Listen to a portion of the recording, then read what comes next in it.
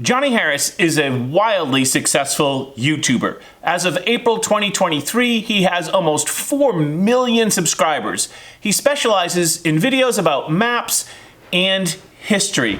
The videos are superbly produced and edited. They're varsity level. Johnny himself is a spectacular and magnetic personality in front of the camera. He's just a superb presenter. One of the most famous videos that he made was for the New York Times, calling out the left for their hypocrisy, especially relative to building affordable housing in wealthy white neighborhoods. This document serves as a guide as we zoom into these states to answer this question: what do Democrats really do when they have all the power? But there's a problem. Johnny seems to have a problem with white European Christians. All European imperialism, the pro-Christian king, by men on ships with Christian crosses on their sails. And before you know it, you've got a bunch of white guys with all of it up for grabs by Christian boats. They're European city germs. We're white Christians also, so that white people can settle it. His bias has become so evident that in his most recent video, it didn't have a sponsor because his sponsors told him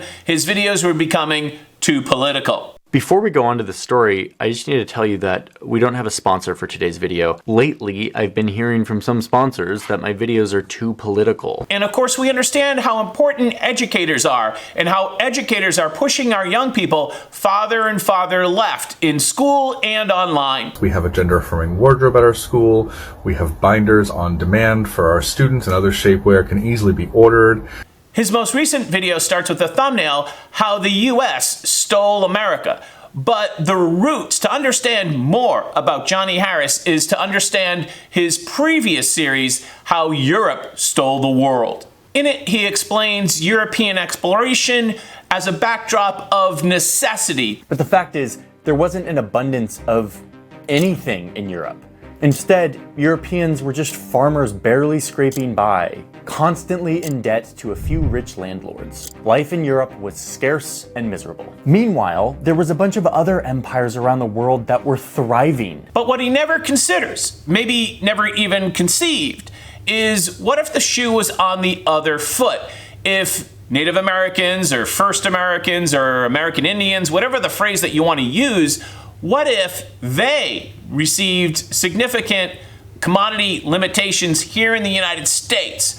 What would have happened if they had traveled to Europe to satisfy their commodity needs? I know nobody ever really thinks of that, and if you watch Johnny's video, he never mentions it, and he also assumes that there was perfect peace between the tribes here in what is now the United States.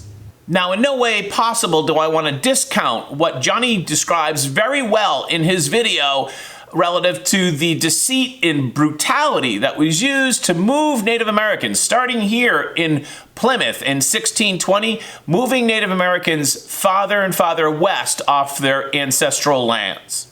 By focusing on white Christian European liability, Johnny obscures a much larger and actually uglier truth that applies to all humanity: the quest for power and the quest for resources, greed. Greed, for lack of a better word, is good.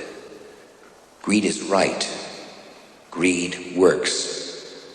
Greed clarifies, cuts through, and captures the essence of the evolutionary spirit. And at the same time disregards the tremendous advances that have been made mostly by white European Christian men and women across the globe. By God, we went to the moon. It's one small step for man,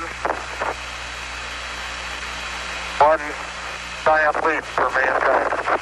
And our governing models, well, not perfect, far from perfect, are far more advanced than they were, say, in 1492.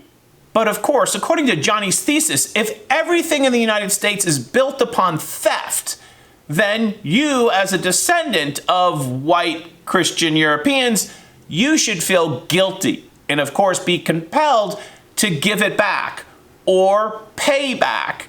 In other words, destroy the capitalist society that we have built. And the rejection of capitalism is actually the bigger point. I'm not sure he even realizes it. Maybe he does, but the rejection of capitalism is the bigger point of the far left. They don't like capitalism and they want to take everything from you because it's been ill-gotten and give it to them. I'm John F. Gately from Plymouth, America's hometown in Massachusetts. Have a great day.